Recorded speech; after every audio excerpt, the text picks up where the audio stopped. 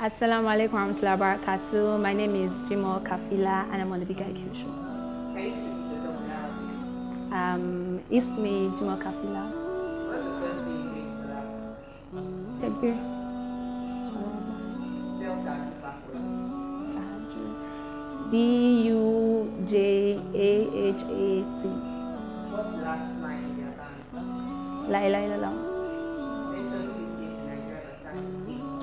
Abia, Adamawa, Akwa Ibom. Do you have any secret talents that very good? I can rap.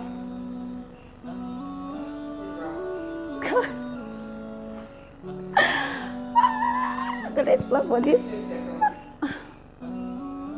Oh my god.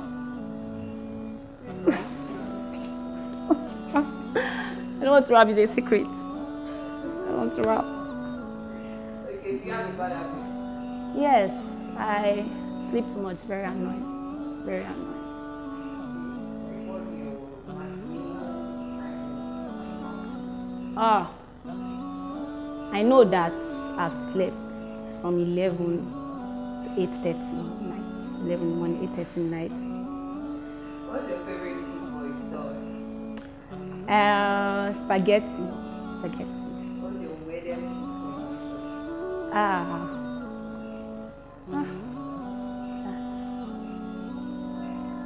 This spaghetti and good morning.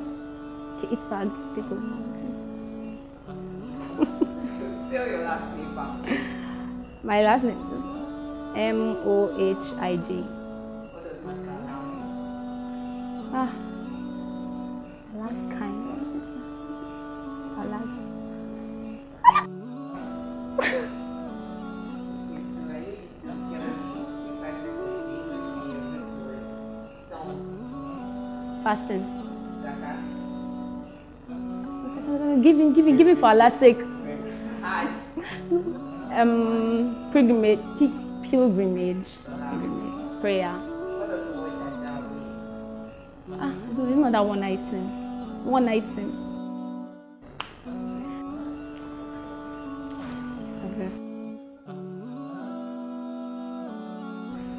No pain, no gain. Hit me up in the afterlife. Mary had a little lamb. My lamb muscles are sore after going to the. Let's make this an internet. I have an awful. Is it?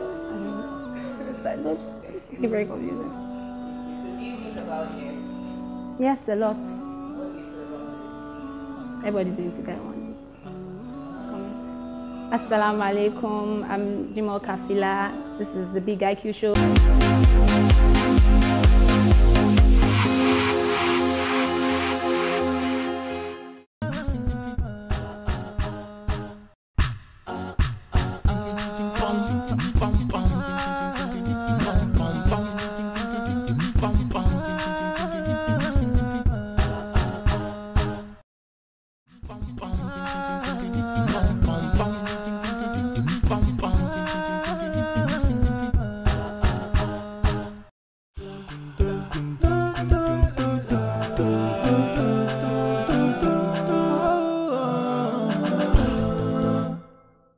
Assalamu alaikum wa rahmatullahi wa barakatuhu. Today's episode is going to be nothing short of amazing. It's always excitement on this side, and I hope I've been passing the vibes on to you guys. I mean, who doesn't love food? Aliens, maybe.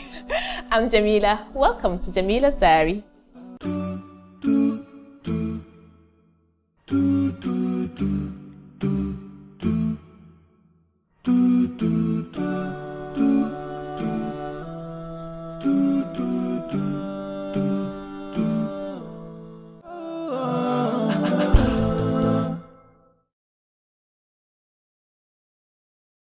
So the first time I came across this meal that I'm going to prepare was actually at a wedding ceremony. And so when I tasted it, it kind of tasted like pancakes, but I wasn't really sure what grain it was made of. And so I put on my investigative shoes. So I found out it was made from wheat, and it's actually called fankaso. So fankaso is actually kind of like pancakes, but they are made from wheat, sometimes a combination of flours, including wheat flour, a bit of bean flour. Some people even use millet flour. So this time around, I'm going to be making my fankaso along with tomato sauce. You can also have it with honey or sugar if you like. So I'm just going to go straight to making it. So this is my wheat flour with a little bit of bean flour in here. I also have yeast, so I'm going to use the yeast to help it rise. Vegetable oil, pepper, green beans, tomatoes, spring onions, carrots, some ram meat, onions. So this is going to be for my sauce, and this is my wheat flour, so I'm going to mix it up with some water and let it rise. So let's get to it.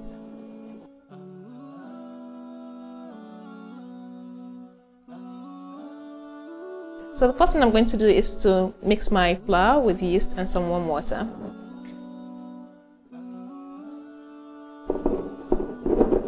This is just enough for me.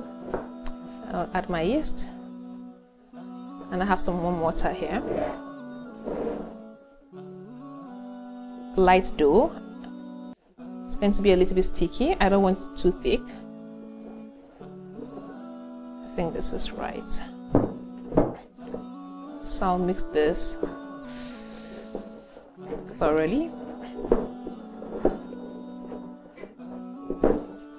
You want a sticky dough. And when I'm done mixing, I'm going to cover it up with a cling film and let it sit at room temperature for about 30 to 40 minutes.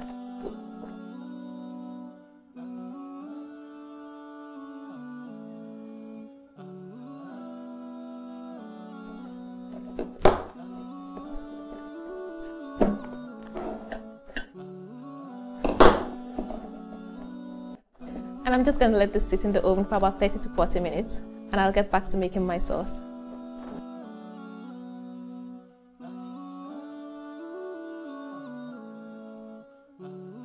So the next thing I'm going to do is add my oil. A little bit goes a long way. I'll add my onions next. Let's see if it's hot. We'll have to wait a minute.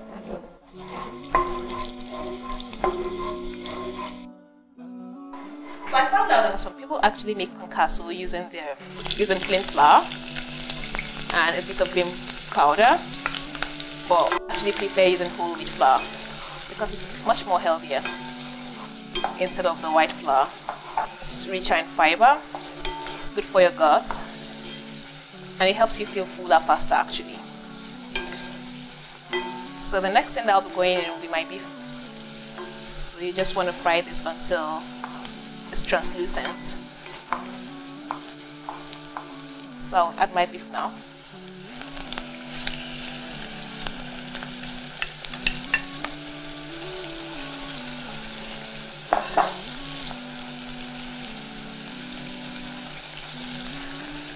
So you can see I'm browning my beef on both sides. So this helps seal in the flavor. And I love to have a little bit of brown on my beef. So I don't want a very light sauce, I want a thick sauce. So this will help me seal in the flavor. And then once I add my vegetables, I'm going to cook it on very low heat. So that will help the meat cook some more. Okay, so next to go in, I'll add my tomatoes.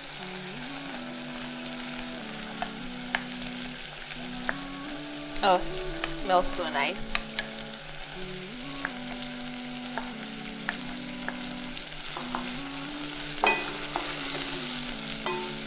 And then I'll add my peppers.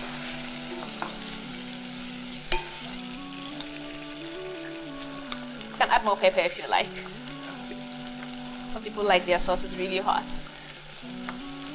You know, too much pepper could have a laxative effect and could have you getting thirsty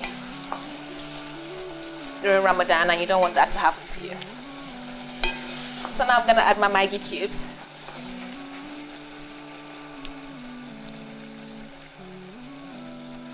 So I'm just going to crumble this in. And this will help to enhance the flavor of my soup. So next I'll be adding my carrots and my green beans. Okay.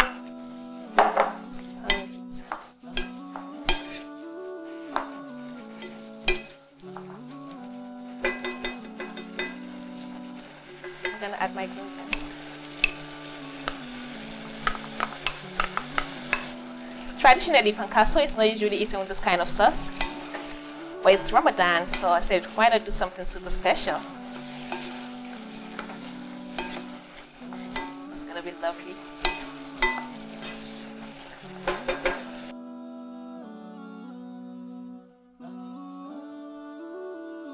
Okay, so I'm gonna get my pancaso mix from the oven.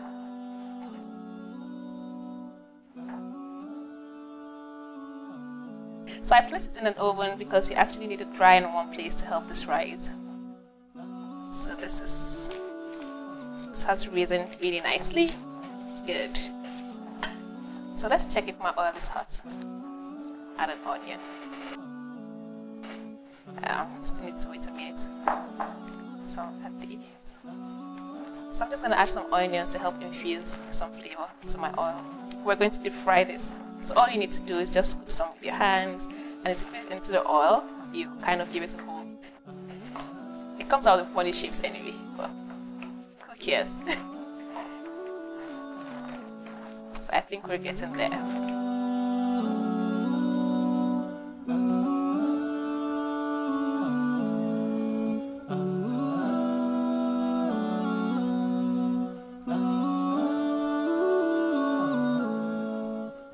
So my pancaso is cooked. I'm just going to add my spring onions to my sauce to finish it off.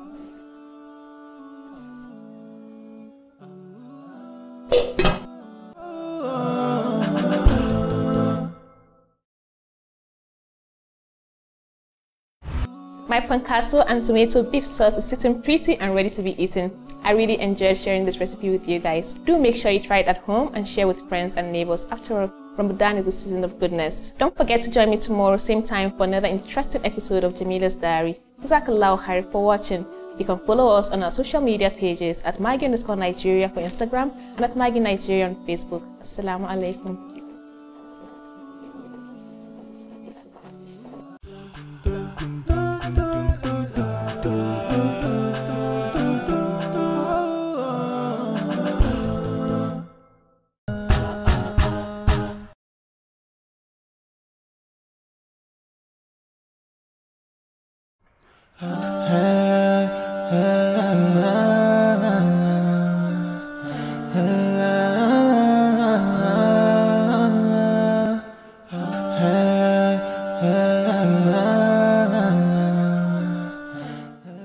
Assalamu Assalamu alaikum. My name is Hali Zainab. My name is Sophia. I am Nasima Suleiman Shola. My name is Abdul Kudus Onayemi. My name is Jamila Adeyemi.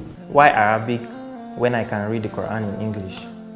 I feel Arabic is our language for our religion because that's what Allah used to reveal the Quran, not in English language.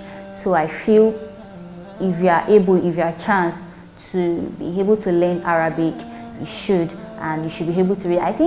I don't really know, but I feel you have more reward when you read it in Arabic language than English language. But to me, I feel like I should be able to read it in both Arabic language and English language. My little story about having to learn Arabic started from when I was young.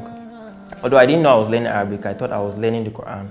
But while I was growing up, I realized I need to learn the language so I can understand what's in the Quran. Because the Quran is written in Arabic, and then if you want to understand the true meaning of the Quran, you need to learn the language. No, it doesn't make me less of a Muslim, and I feel if I read it in Arabic version, there's this connection I have with the Quran. It makes me like want to read more. But if I'm reading it in English language, I just feel I'm reading like a normal book, or probably I'm just reading it for leisure. But if I'm reading in Arabic, I will know that yes, I'm actually reading something that was revealed from Allah, from my Creator. Well, to me, it's not compulsory, but it's necessary as a Muslim. Because, well, so far I can get the interpretation in English, but I feel there's this deep meaning to it if I can understand the language to which the Quran has been written. Yeah, why I have to learn Arabic even if I can read the Quran in English is this. The Quran is revealed in Arabic. Allah says Quran and Arabian. The Quran, which is revealed in Arabic, غير ذي عوج. It has no, blemish in it. It is revealed in Arabic, and being that the Quran is revealed in Arabic, you cannot understand the Quran from another language the way you will understand it from Arabic. And as a Muslim, learning the Quran is mandatory upon you. And what learning becomes mandatory? Because when you are reciting the Quran in Arabic, it's different from when you are reading the translation written by someone else. The Arabic version is Allah's statement, but the translation is not Allah's statement. Because sometimes it may be correct, it may not be correct. The translator may make a mistake. And that is why you have different versions.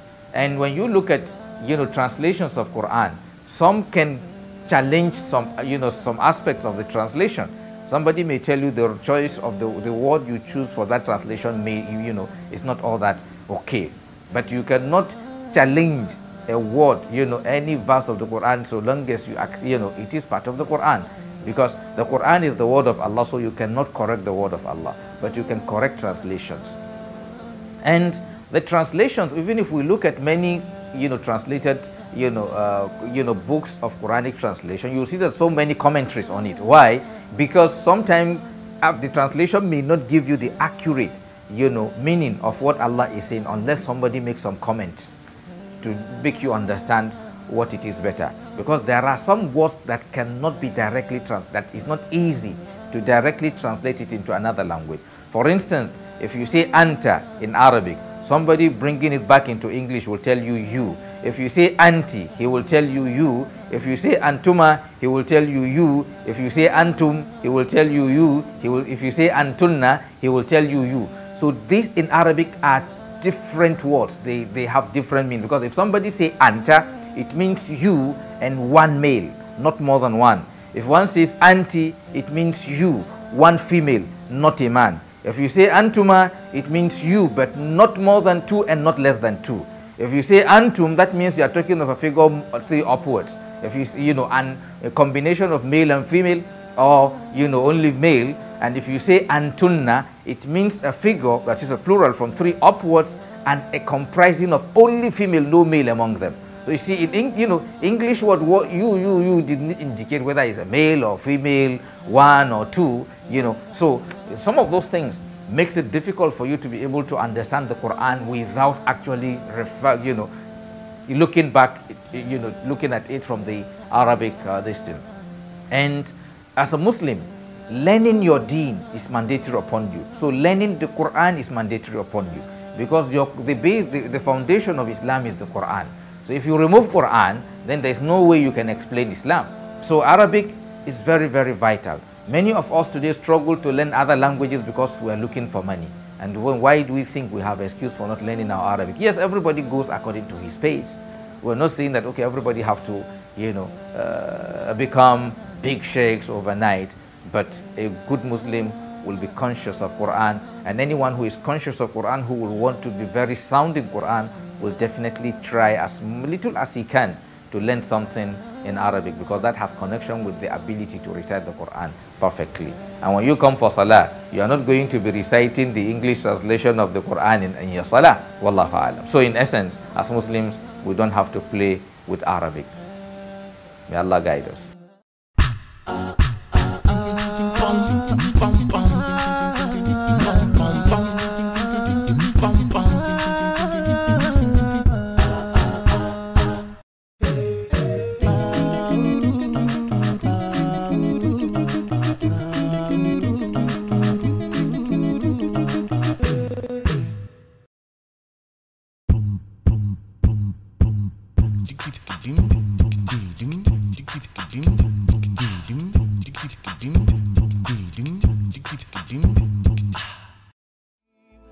Ramadan, Ramadan, Ramadan ya Habib. Ramadan, Ramadan, ليتك دوما